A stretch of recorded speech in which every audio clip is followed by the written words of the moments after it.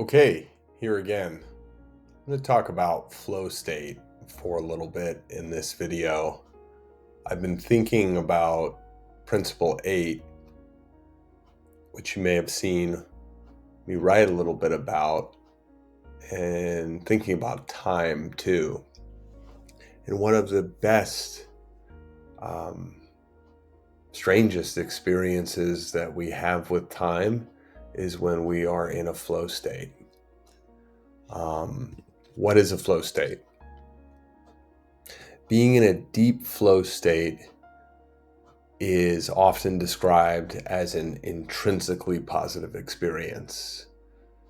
It is a mental state that we get into performing an activity in which we are fully immersed. A feeling of energy and focus and full involvement envelops us, which just really causes us to totally lose track of time. That's like the big bell or signal that you've been in a flow state. Some of the happiest people I know find flow state in the work that they do day in and day out. Or maybe not in their professional work, but at least in consistent hobbies that they have day in and day out. For me, as an example, I get into flow when I'm writing.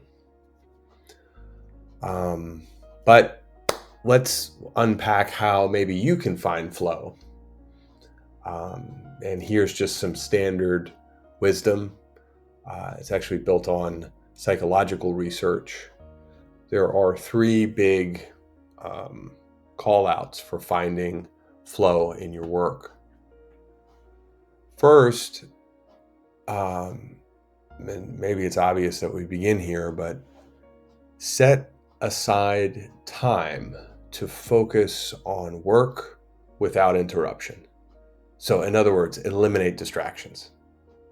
Be in a quiet room, or do not have your phones or alarms going or whatever.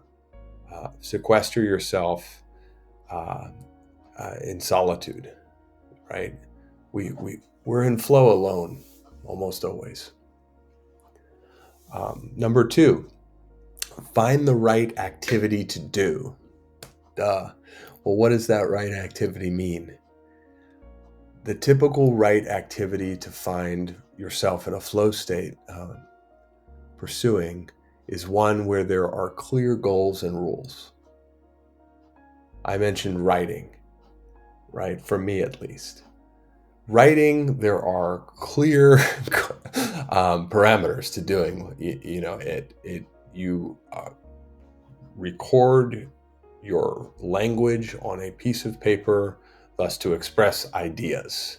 It starts, in most languages from the left to the right, from the top of the page to the bottom, right? And that's not even the best example. But if you're playing tennis, for example, there are clear rules to the game of tennis. Number 2, in kind of sussing out the right activity for flow, right? It should require some skill. It shouldn't be completely easy to do. There should be a challenge to doing it to a high degree.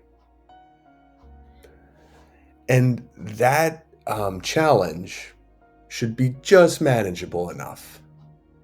It should be difficult, but possible to do. Because we don't want to go overboard with an activity or pursuit that is just like boiling the ocean. You can never do it, right? You'll drop the pail and leave. The other, fourth thing in this second thing, right? Like I'm always with these numbers. But the other thing about finding the right activity for flow, you have to have an activity where the goals and the progress of its pursuit is easy to see. Like again, the written page. I can see that I've written 1,000 words or whatever, or I'm on my third sheet of paper, right? I can see my progress. That's kind of a rundown of how to find the activity, um, to find flow. The third thing I guess I wanted to talk about with flow here are just some examples.